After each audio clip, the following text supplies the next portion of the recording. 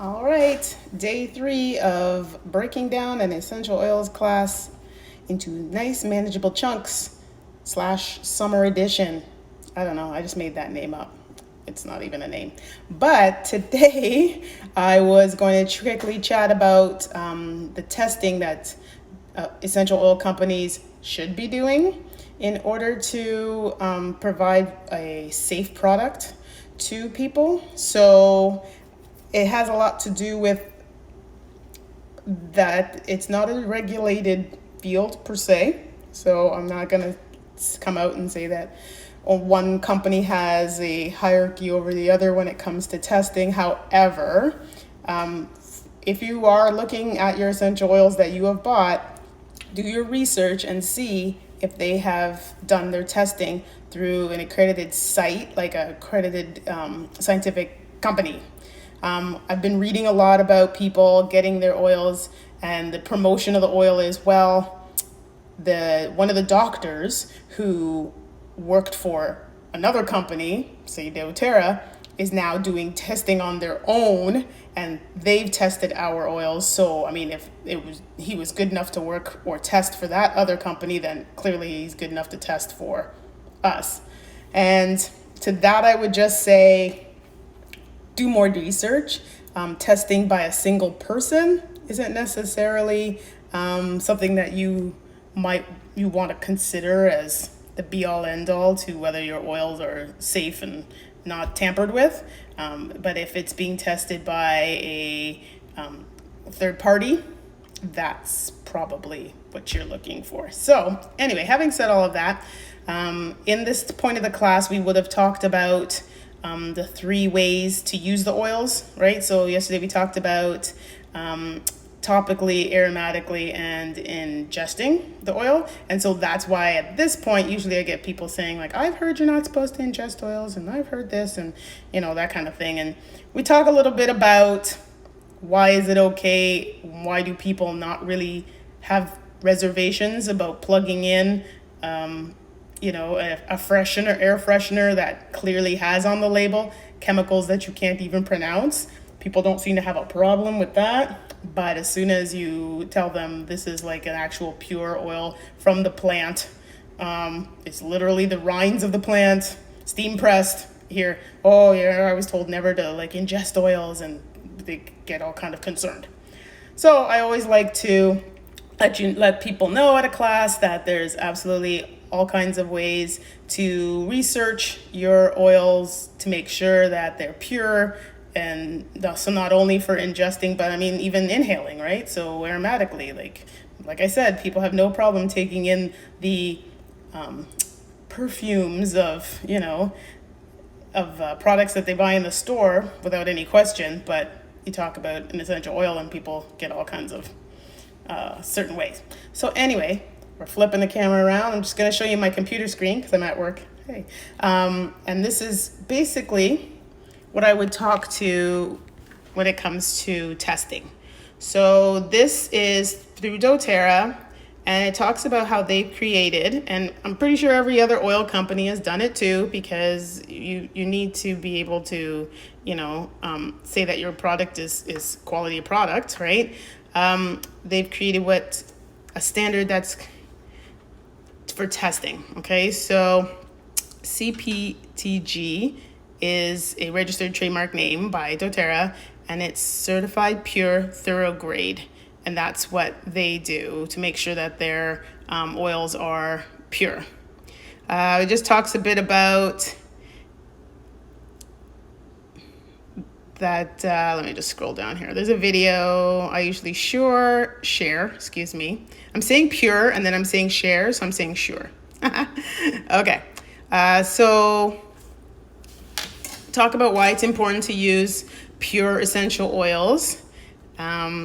If you use an oil that's adulterated, contaminated, or loaded with fillers, synthetic fillers, you don't get the full natural benefit of the plant. So I'm sure you have seen commercials where the Glade plug-in will say that it's got lavender in it, pure lavender, and it probably does. It may literally have 1 drop of pure lavender in it, and that's it.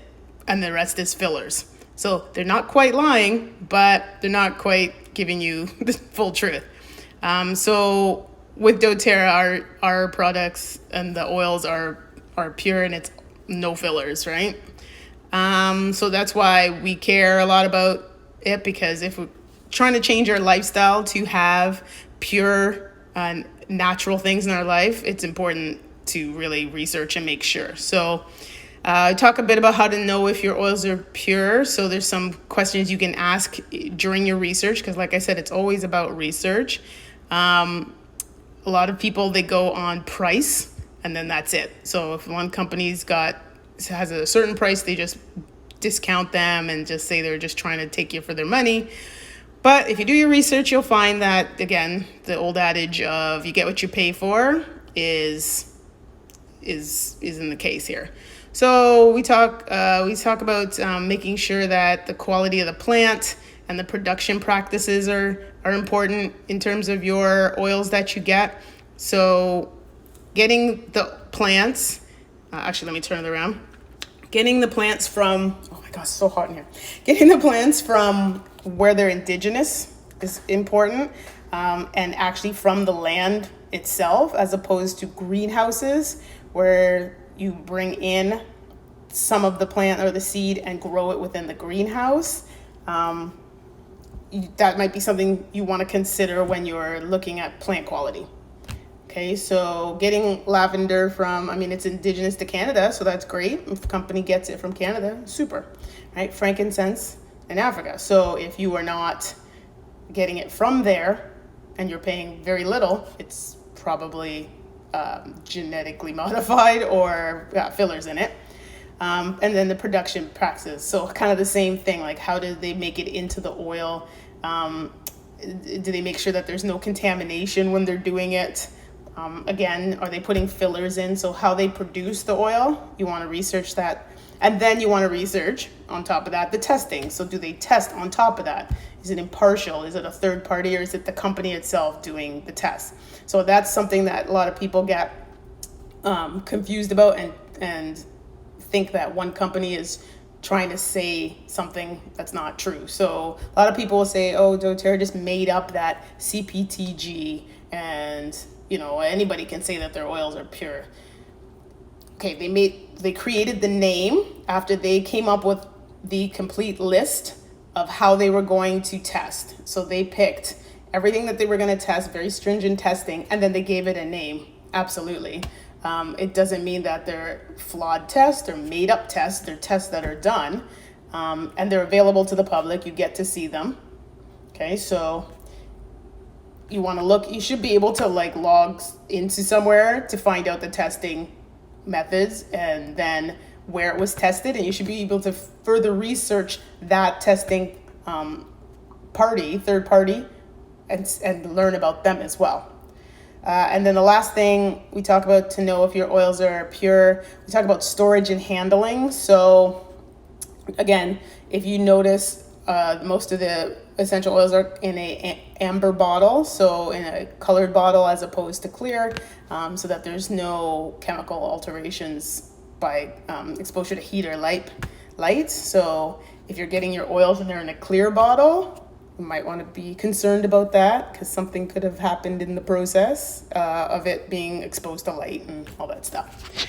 So really, that's kind of all I wanted to just talk about today, because that is what would follow in a class. We would talk about that because that's a big concern for people, and also a contentious point, right? So the point is, you should be able to go online and you should be able to look up all of the things you need to know to find out if something's pure. So even though you see something that's $5 and you want to buy it in the department store, I would still check it. You will definitely not be happy, but then it's safer. You've got a safe product if you put the time in and do the research. The thing with doTERRA is that it's such a large company in terms of it's been around for 10 plus years, and essential oils is not new. People have been using them way before this. I mean, it goes way back to Egyptian times and using oils. Clearly, people know that. And then I've talked about my background with my having a Jamaican mother, and she was using oils way before anybody even knew anything about it being something as a product to buy. She's been doing oil pulling for years, and then we have, as kids, used oils on our skin and used them for first aid. Like, we've always used tea tree. We've always used, carrier oils to do things. So it's nothing new, and it's kind of because of it's becoming a little bit more prevalent. People are questioning, and that's good. Question. But the bottom line is, if you can't get the information, then question some more. So that's what we would do in this part of the class. We would talk about testing, and yeah. So tomorrow I will talk about source to use. So just a little bit more about where the oil comes from. So we talk about the plant quality and the production processes and testing and all that now. Then I kind of talk about your particular oil, if you get a doTERRA oil, where it comes from and how you can track it. So I'll share that with you tomorrow. Okay, thanks everyone.